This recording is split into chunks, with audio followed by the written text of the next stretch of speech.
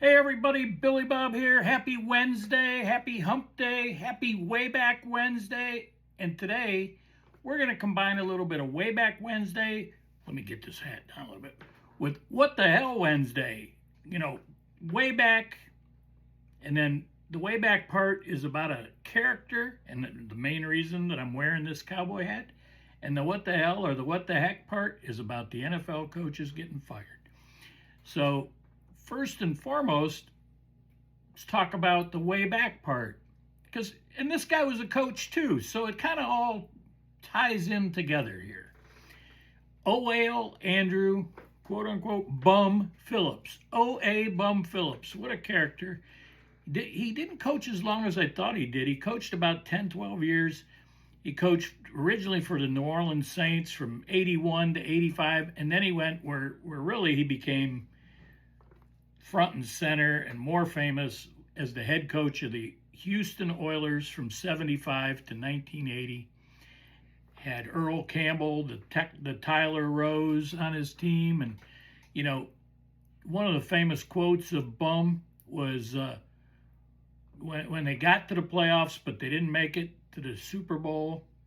He says, "This year we knocked on the door. Next year we're going to kick it in."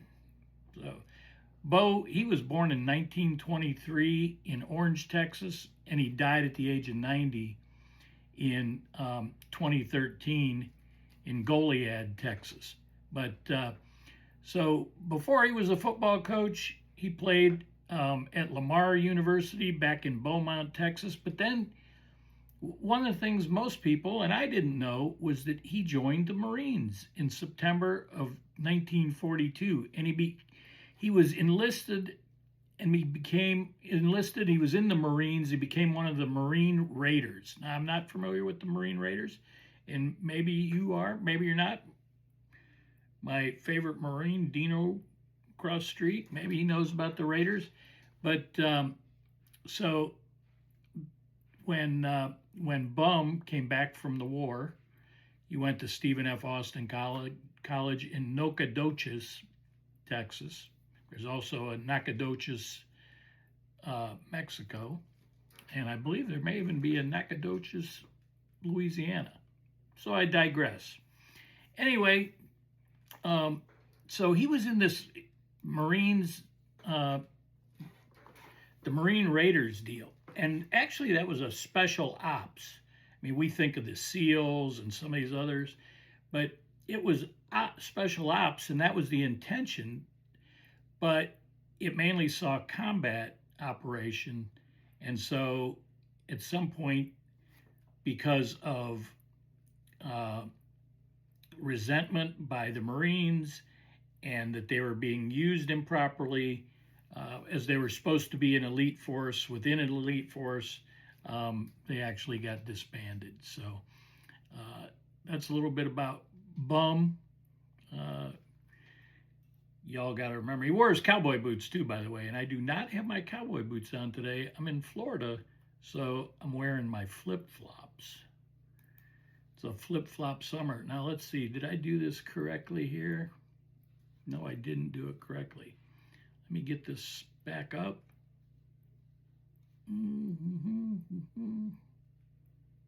Aha, here we go. That's what I want to do. All right, so let's get to the NFL.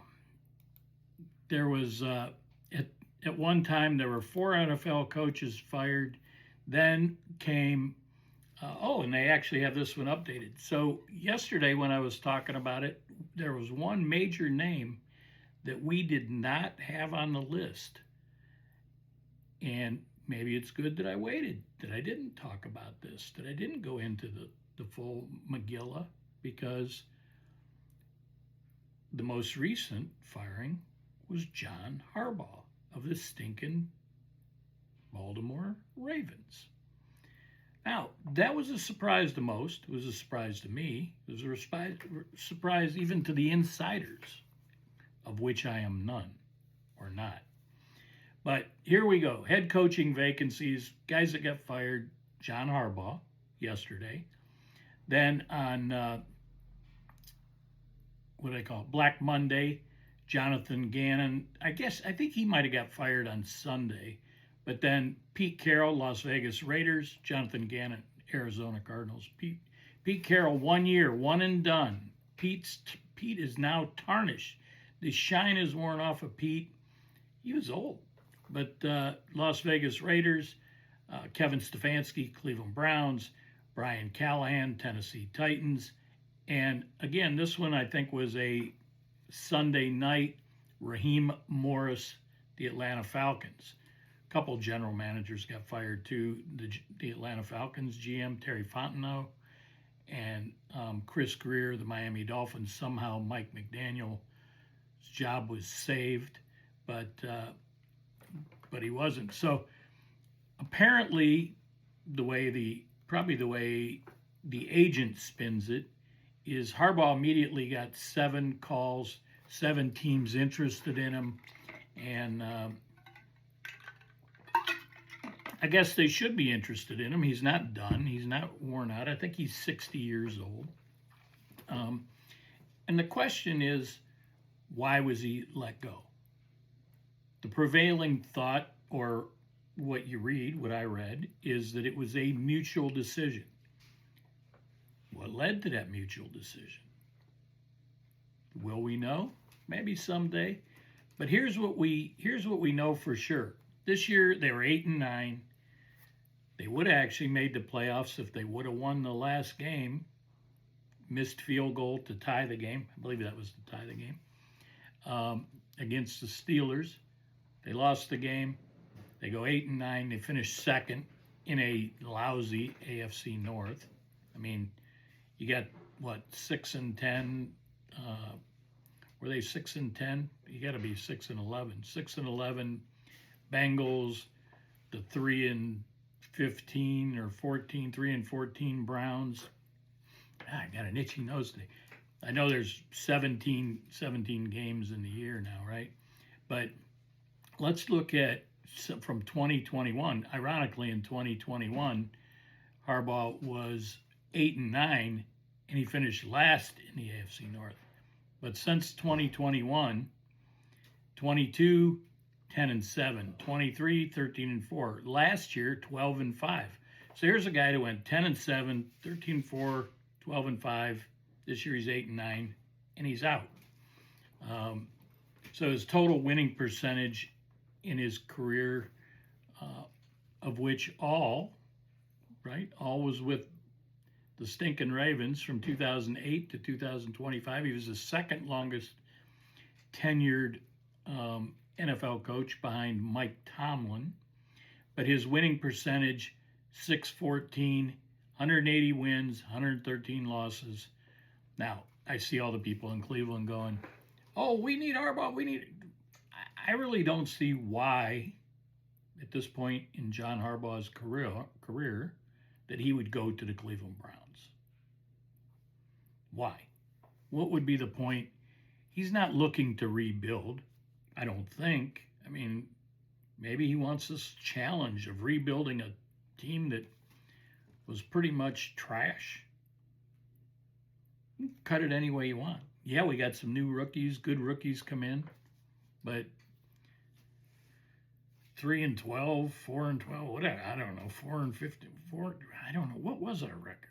It was terrible. Here's what I do know, we're 6th in the draft, right?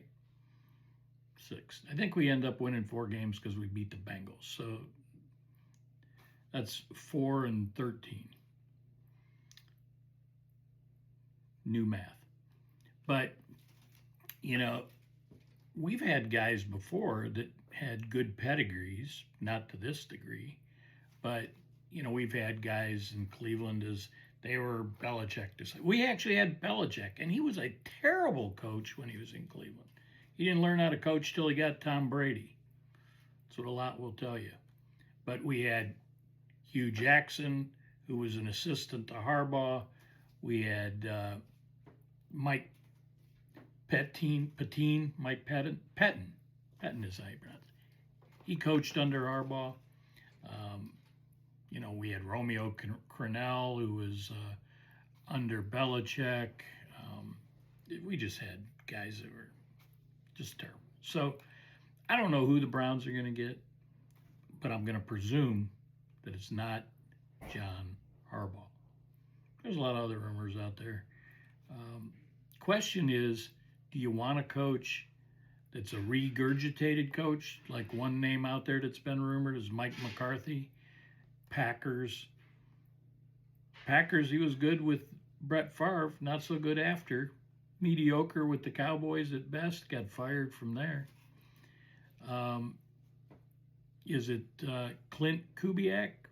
Maybe, but would a young guy like Clint Kubiak want to come into our situation? Or would he or Harbaugh want to go to the New York Giants, where they had a terrible year too, but they got a pretty good quarterback? Some might say we got a pretty good quarterback in Cleveland. Time will tell on that. So far, Jackson Dart has shown that he definitely has the potential. I guess if you got Shadur's, some receivers, some offensive line, but you know, the Giants didn't have much of an offensive line either, and so it goes. Will there be more openings? I don't know. Will anybody else get fired? Maybe. Will any college coaches go to the NFL? Maybe. Very rarely do they succeed. I think we can go back to, somebody said the other day they named one, and I was like, oh yeah, I guess that one does work. I'm trying to remember who that was. It's not who it was Hairball. Coach Khaki Pants, Jim Harbaugh. He went from Stanford to the Niners, then he went back to college, and now he's back in the pros. And there's a lot of guys you might say, oh, they were college coaches and they went to the pros and did well. Well, they were in the pros first, then they went to college, and then they came back. One guy, more specifically, Pete Carroll. So, anyway, that's a little bit of Way Back Wednesday. That's a little bit of What the Hell Wednesday. We got old coaches, we got new coaches, we got ex-coaches. And that's a wrap. America, land of the free, because of the brave. Stay focused, America. Billy Bob, peace out.